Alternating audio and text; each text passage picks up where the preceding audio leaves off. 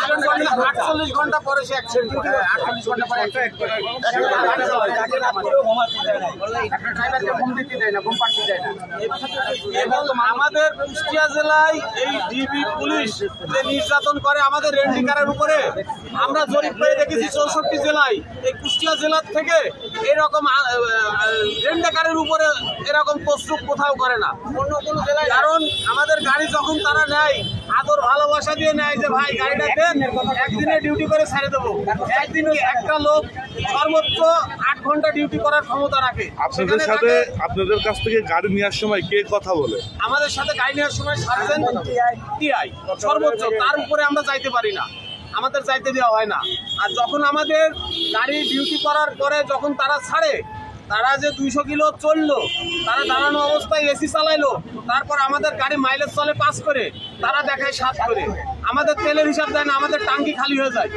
তাদের কাছে যদি বলি যে আমাদের হিসাবটা ঠিক করে দেন, বলে পুলিশের ইসে তেলের কোনো হিসাব হবে না, পুলিশের যে নীতিমালা আছে 7 কিলো করে ওটাই দেবো আমরা, তার উপরে দিতে পারবো। এই বিষয়ে আপনি পুলিশ সুপারের বহুবার হয়েছে। আমার হলি পারে ওই ঘরোয়া ভাবে আমিই বুঝি, কিন্তু আজকে এত লোকের সমাগম হয়েছে বিধায় এই কথাটা আপনাদের মাধ্যমে আমরা প্রকাশ করতে পারছি।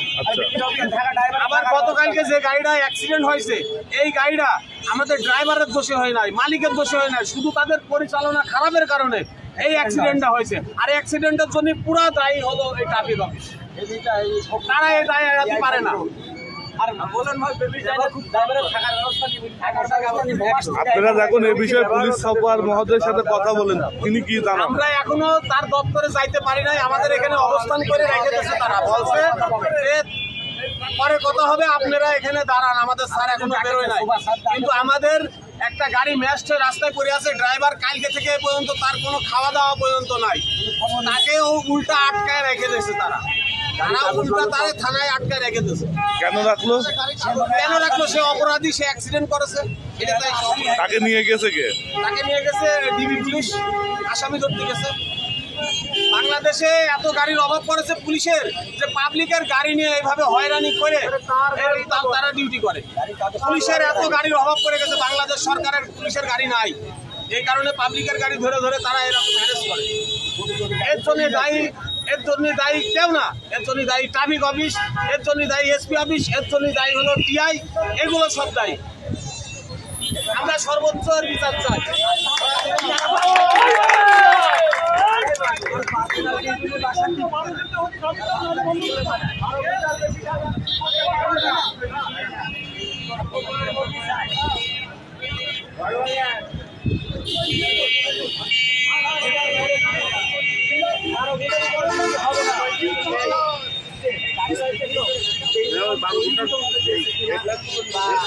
আপনাদের কোনো প্রেশার ক্রিয়েট করে এরকম কোনো কিছু করা হয়? আমি বলি সেটা হলো যে এই পজিশন তো মানে আমাদের কাগজে লেখা থাকে, সরকারি কাজে দিতে বাধ্য। আপনাদের দাবি এখন কি 12 ঘন্টা ডিউটি দিতে হবে, জেলার বাইরে গাড়ি যাবে না, ড্রাইভারদের ঠিক মতো তেল গ্যাস দিতে হবে, কুষ্টিয়া জেলার কোনো বাইরে যাবে না। যদি হয় আমরা ডিউটি করবো, নাইলে আমরা অন্বেষণ অবরোধ করবো, তাতে তেল খাই জরিমানা খাই আমরা দিতে বাধ্য থাকি। কুষ্টিয়ার গাড়ি কুষ্টিয়ায় থাকবে, কিছু অনিয়ম হচ্ছে এখানে। নির্বাচন আমরা গাড়ি দিই, ডিবির গাড়ি দিতে, তারপরও আমাদের কোনো রক্ষা নাই, আমাদের বাইক ফোর্স গাড়ি আমাদের আমরা যদি সাহায্য নিতে আসি আমরা এসব জানি না, আমাদের কোনো পাত্তাই না। কিছু মানুষ এখানে স্বার্থ ভয়টা লুট করতেছে, আমরা নিরহ মানুষগুলো আমরা বঞ্চিত হচ্ছি। আপনি এখন দাবি জানাচ্ছেন কার কাছে? আমরা দাবি জানাই তো খসরু সাহেবের কাছে। না না, এসপি সাহেব, খসরু সাহেবের কাছে বলবে।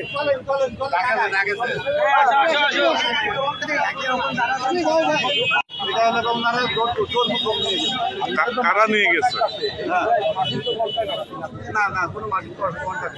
আপনার গাড়ি কারা নিয়ে গেছে? এখন কি আপনাদের গাড়ি নিয়ে কি অনিশ্চয়তায় রয়েছেন কিনা? হ্যাঁ, অনিশ্চয়তাই, আমরা গাড়ি নিয়ে এখনো অনিশ্চয়তাই। এই যে রিকোয়েজিশনের যে গাড়িগুলো, সেটা কি আপনারা দিতে চান না নাকি? না না, আমরা গাড়ি সরকারি কাজে তো আমরা গাড়ি দেবো, সরকারি কাজে কেন গাড়ি?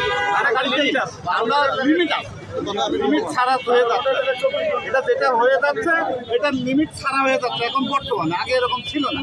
আমাদের লোকাল গাড়ি লোকালের আপনি কি বোঝাতে চাচ্ছেন? নিয়ে যাই, রংপুর নিয়ে যাই, এইগুলো আমরা চাচ্ছি। আপনার নাম এবং আপনার পদ, আপনার নাম কি? আমার নাম আপনি কি এই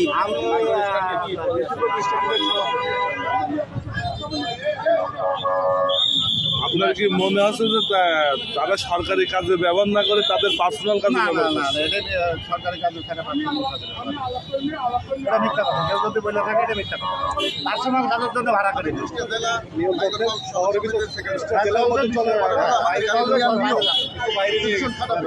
প্রধানমন্ত্রী জননেত্রী শেখ হাসিনা বলেছেন সর্বোচ্চ একটা ড্রাইভার 5 ঘন্টা ডিউটি করতে পারে, কিন্তু আমাদের 48 ঘন্টা ডিউটি করানো হয়।